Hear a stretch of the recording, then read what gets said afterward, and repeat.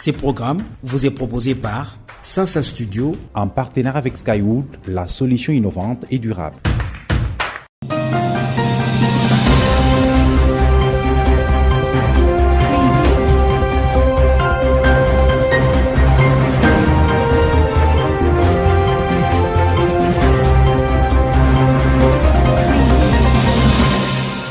Mesdames et messieurs, ravis de vous retrouver pour cette nouvelle édition de Sasa Magazine, votre rendez-vous hebdomadaire d'information.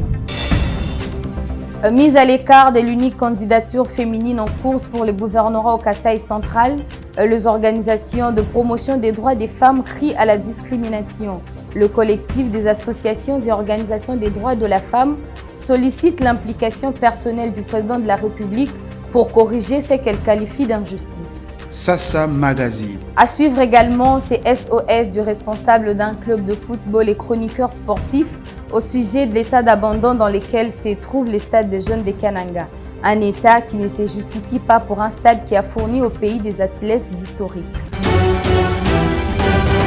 Publication des listes provisoires des candidats gouverneurs et vice-gouverneurs par la CENI, le FAM du Kasaï central désapprouve la mise à l'écart de l'unique femme candidate gouverneur dans cette province. Elles l'ont fait savoir à travers une lettre ouverte adressée au président de la République rendue publique au courant de la semaine. Suivez ici un extrait de cette correspondance lue par la porte-parole circonstancielle Monique Ngaloula. Depuis votre avènement à la magistrature suprême de notre pays, vous n'avez ménagé aucun effort, ensemble avec votre gouvernement, pour initier des réformes en vue de soutenir et encourager la participation des femmes dans les instances de prise de décision, ce qui vous a valu le titre de champion de la masculinité positive, vous décerné par l'Union africaine. Lors de votre dernier passage dans la région du Kasaï, vous n'avez cessé de marteler auprès de vos frères et sœurs sur le respect de la dignité de la femme et sa libération totale des jougs, coutumes et croyances qui la chosifient et l'excluent de la gestion de la chose publique. Vous avez promis même de sévir tout celui qui s'évertue à torpiller vos efforts dans ce sens. Depuis lors, nous avons trouvé en vous un véritable Moïse, le sauveur des victimes et survivantes des traitements discriminatoires et dégradants imposés par la société. Malheureusement, votre lutte si haut vantée vient de subir un coup fatal lui cerné par les forces politiques centrifuges qui se recrutent dans l'union sacrée de la nation, la famille politique qui soutient votre vision. Quelle contradiction! Avec l'exclusion de l'unique femme candidate gouverneur au Kasaï central pour des motifs farfelus truffés d'arguments politiques que la CENI, qui passe son premier test d'autonomie et d'indépendance, n'a pu su comprendre ni surmonter, c'est tout votre travail qui est battu en brèche. Excellence, Monsieur le Président de la République et chef de l'État, nous, les organisations des droits de la femme au Kasaï central, cette exclusion sur la liste provisoire, sous prétexte d'un conflit d'intérêts, est un discret total à votre lutte portée par le gouvernement et une insulte à toutes les femmes kassaïennes. Si conflit d'intérêts il y a, c'est plutôt à ceux qui se sont manifestés bien longtemps après, dans les dernières minutes, de la prolongation des CD au nom de la discrimination positive. Ici, les femmes centre-kassaïennes ne demandent aucune faveur particulière, mais dénoncent avec la dernière énergie la persistance des pratiques et mentalités discriminatoires à l'endroit d'une femme qui a osé poser un acte de bravoure parmi tant d'hommes. Excellence, Monsieur le Président de la République et chef de l'État, par la présente, les associations et organisations de promotion qui travaillent pour la défense des droits des femmes ainsi que pour la lutte contre les violences sexuelles et celles basées sur le genre au Kasaï central, sollicite votre implication personnelle et celle de votre gouvernement pour que la seule candidate gouverneur au Kasaï central soit remise dans ses droits les plus légitimes pour s'inscrire dans votre vision de promotion de la femme. Cette actualité a fait réagir également des structures qui encouragent les femmes à participer à la gestion de la chose publique qui crie à la discrimination. David Saveur-Mikobi nous en fait le point. Parmi les structures qui condamnent cet acte, il y a notamment la dynamique des femmes candidates, Dinafé Kasaï Central, une organisation qui soutient la participation politique de la femme.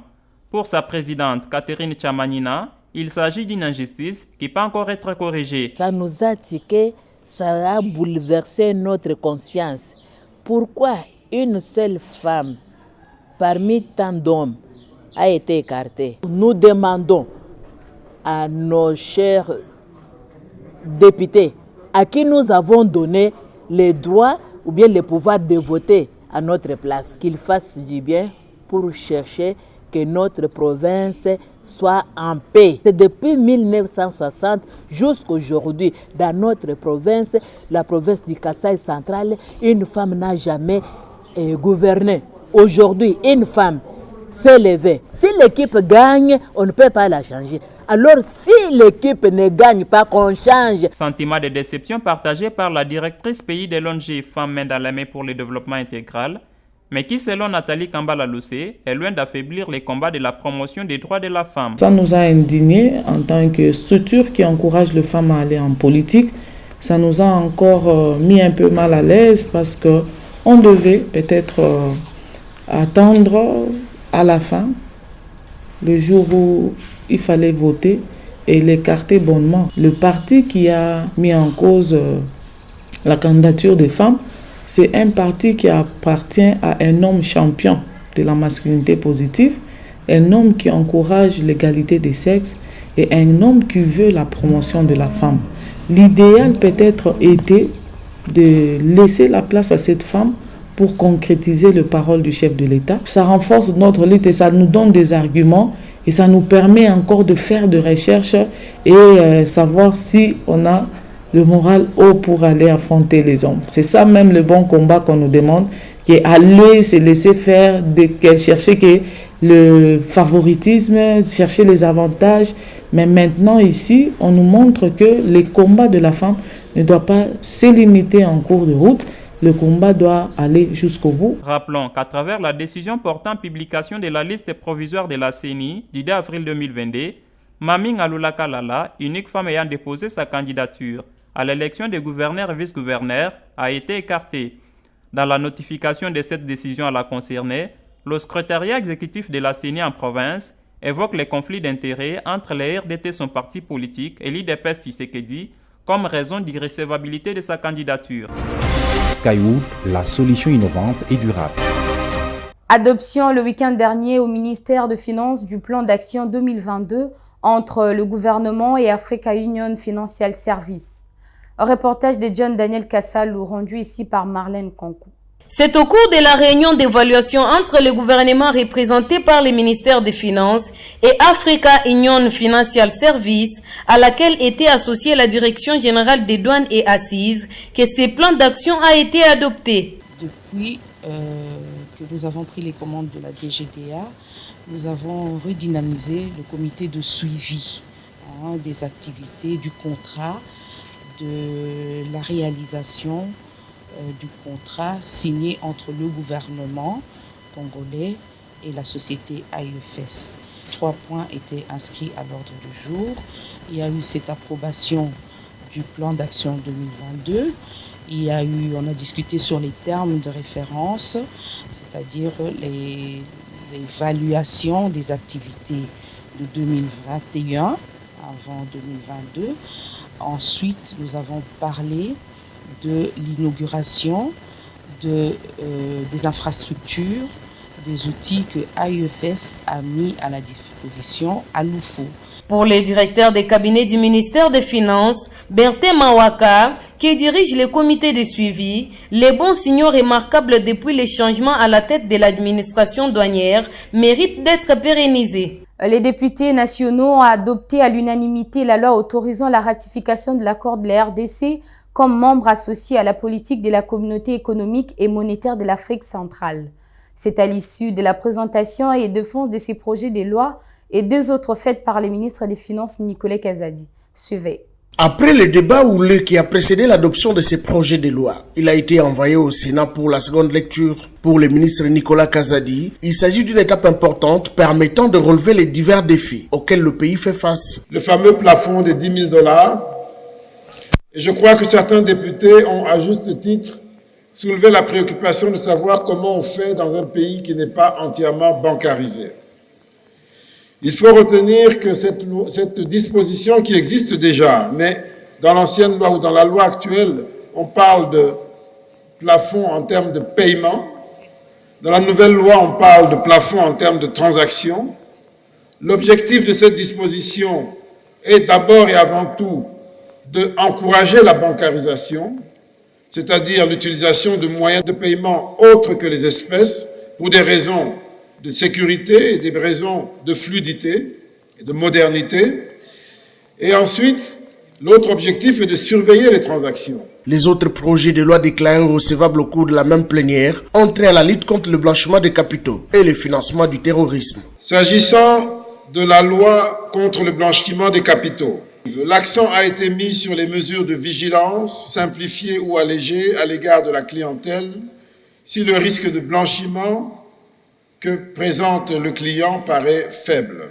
Dans la phase détective, la CNRF a aussi mission de coordonner l'évaluation nationale des risques de blanchiment des capitaux, financement du terrorisme et de la prolifération. Elle peut aussi recevoir les déclarations de soupçons, même des personnes physiques ou morales non assujetties, afin d'élargir ses sources d'information. Skywood, la solution innovante et durable. En sport, parlons de ces cris d'alarme du chroniqueur sportif au sujet de la réhabilitation du stade des jeunes des Kananga. Sonny Médard Kazadi, qui est également responsable du club de football Efokan, dit ne pas comprendre pourquoi un stade qui a produit les meilleurs buteurs de la CAN, jamais égalé, et d'autres stars du football se trouvent dans cet état d'abandon total. Suivez. La situation que nous vivons aujourd'hui, où le seul stade qui nous reste n'est pas en mesure de nous offrir des compétitions, moi je suis un homme très très malheureux. Comment vous pouvez vous imaginer dans une ville comme la nôtre, qui reste d'ailleurs une des villes sportives, aujourd'hui, ne pas avoir un stade de qualité, ne pas avoir un stade où les compétitions se déroulent, ça me fait personnellement très mal. Et la raison, le stade est fermé, puisque les autorités ont voulu réhabiliter ce stade, mais ils le réhabilitent au moment où les compétitions sont en train de se passer, et on arrête les championnats, on n'y fait rien. Aujourd'hui, à cause de la situation de stade, les championnats ne s'y jouent pas, et les joueurs ont choisi d'autres métiers. Ils sont dans la construction, ils sont dans les chokers qu'on appelle les bayanda, ils sont dans les viols, si je peux même dire ainsi, puisque quand la jeunesse n'est pas occupée, elle s'occupe elle-même et elle s'occupe de n'importe quelle manière. Donc c'est vraiment un mal, et moi je suis très très très peiné pour cette situation. Je demande donc à un chacun de nous de faire un plaidoyer, de chercher à comment appuyer cette jeunesse, à trouver des sponsors pour que ce football se relève de son bourbier où il se trouve. Nous avons les potentialités de vendre notre culture à partir du sport. Le Brésil est ce qu'il est aussi avec le football. Le Kasaï occidental regorge d'énormes talents qui peuvent booster le développement de cette province et de cette ville. Merci d'avoir été nombreux à nous suivre, mesdames et messieurs. Passez un excellent week-end et l'info continue sur www.sasastudio.net.